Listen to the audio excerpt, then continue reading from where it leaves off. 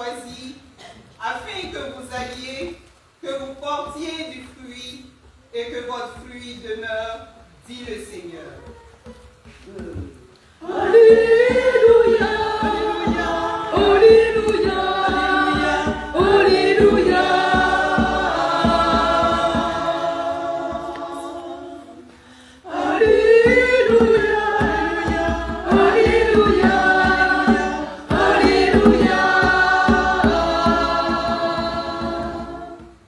Le Seigneur soit avec vous. Et avec votre esprit. Évangile de Jésus-Christ selon Saint Luc. Gloire à toi, Seigneur. En ce temps-là, comme on l'écoutait, Jésus ajouta une parabole. Il était près de Jérusalem et ses auditeurs pensaient que le royaume de Dieu allait se manifester à l'instant même. Voici donc ce qu'il dit. Un homme de la noblesse partit dans un pays lointain pour se faire donner la royauté et revenir ensuite. Il appela 10 de ses serviteurs et remit à chacun une somme de la valeur d'une mine. Puis il leur dit, « Pendant mon voyage, faites de bonnes affaires. » Mais ses concitoyens le détestaient. Et ils envoyèrent derrière lui une délégation chargée de dire, « Nous ne voulons pas que cet homme règne sur nous. » Quand il fut de retour, après avoir reçu la royauté, il fit convoquer les serviteurs auxquels il avait remis l'argent, afin de savoir ce que leur affaire avait rapporté. Le premier se présenta et dit, « Seigneur, la somme que tu m'avais remise a été multipliée par 10. » Le roi lui déclara, « Très bien, bon serviteur. Puisque tu as été fidèle en si peu de choses, reçois l'autorité sur 10 villes. » Le second vint dire, « La somme que tu m'avais remise, Seigneur, a été multipliée par 5. » À celui-là encore, le roi dit, « Toi de même, sois à la tête de 5 villes. » Le dernier vint dire, « Seigneur, voici la somme que tu m'avais remise.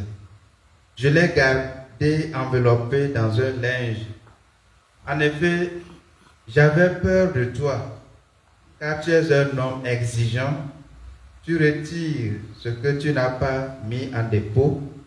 Tu moissonnes ce que tu n'as pas semé. » Le roi lui déclara, « Je vais te juger sur tes paroles, serviteur mauvais. Tu savais que je suis un homme exigeant, que je retire ce que je n'ai pas mis en dépôt, que je moissonne ce que je n'ai pas semé.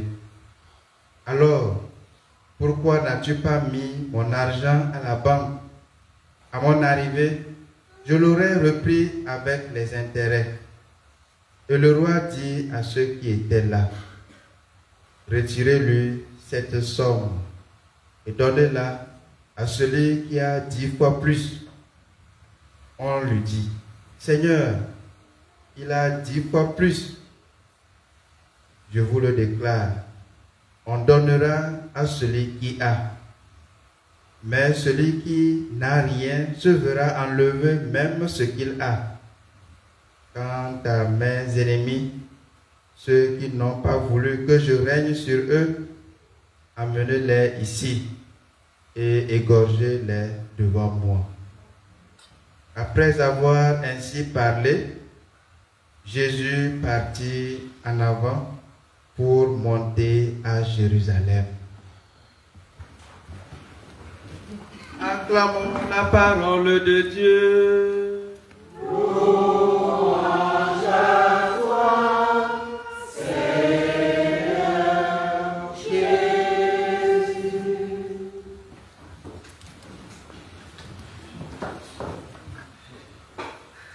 Amour, chantez avec Marie. amour, charité avec Marie. Frères et sœurs, je voudrais avant tout propos vous présenter toutes mes excuses pour le retard, indépendamment de ma volonté. J'étais dans les embouteillages. Mais rendons grâce à Dieu que je sois bien arrivé en bonne santé. Et comme vous commencez ce soir la neuvaine de jeûne, je voudrais vous souhaiter un bon temps de prière et demander au Seigneur que sa grâce vous accompagne dans ce moment d'intimité avec lui et que chacun puisse récolter les fruits de sa prière. Chers frères et sœurs, nous méditons en ces jours-ci, en première lecture continue, le livre de l'Apocalypse de Saint Jean. Un livre riche en symboles, signes, images, visions, chiffres, nombres et de messages codés dont il faut déchiffrer et donner le sens et l'interprétation. C'est donc le livre de la révélation de ce qui doit arriver. Monte jusqu'ici et je te ferai voir ce qui doit ensuite advenir. Bientôt la fin de l'année liturgique B.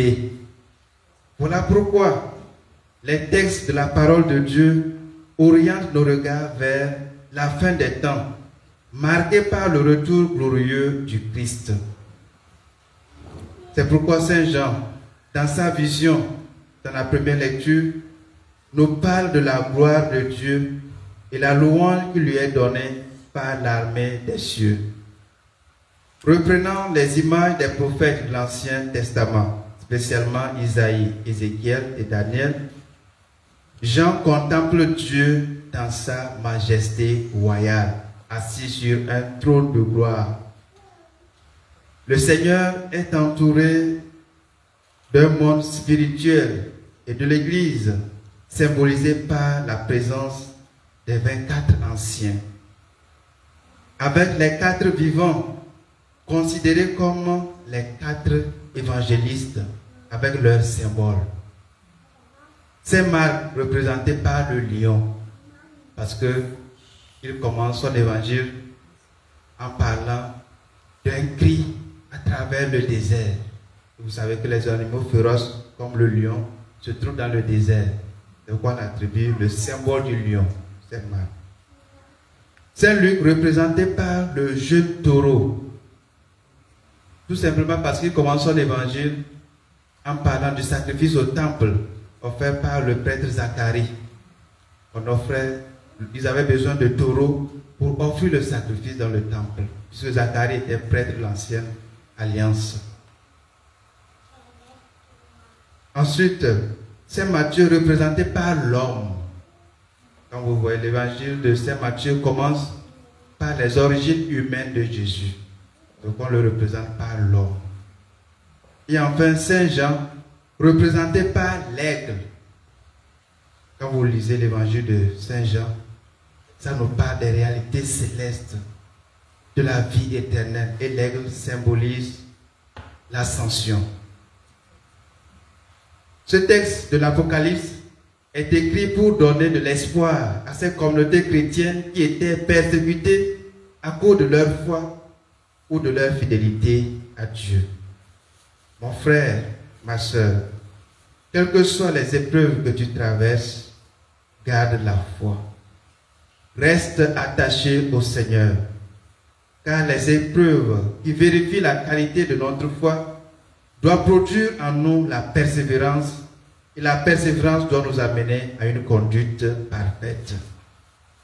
Cependant, la foi a besoin d'être entretenue, nourrie, édifiée et renforcée, sinon elle risque de mourir.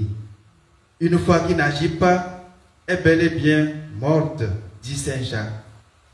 Cette foi est représentée dans l'évangile de ce jour par une somme de la valeur d'une mine que chacun a reçue et que nous devons faire fructifier en vue du royaume. Dieu n'est pas un maître dur, sévère, exigeant ou injuste, comme le pense ce dernier de l'Évangile, qui a enfoui son argent et qui n'a pas fait fructifier. Nous devons avoir une idée claire, juste et vraie de Dieu. Sinon, nous vivrons dans la peur, comme ce troisième serviteur de l'Évangile, et ainsi notre foi ne sera pas féconde. Faisons confiance à Dieu en cherchant à fructifier les dons reçus à notre baptême, car au jugement dernier, tous auront à rendre compte de ce qui nous a été confié par Dieu, les bons et les mauvais serviteurs, aussi bien que les révoltés. Alors, as-tu fait des dons, des talents, des grâces que le Seigneur t'accorde? Que cette Eucharistie ravive notre foi, notre espérance et notre charité, et que la grâce du Seigneur nous accompagne tous les jours, surtout en cette période de jeûne pour vous, afin que nous soyons de bons et fidèles serviteurs pour entrer un jour dans la joie éternelle avec le secours de la Vierge Marie, Mère de la charité chrétienne. Amen.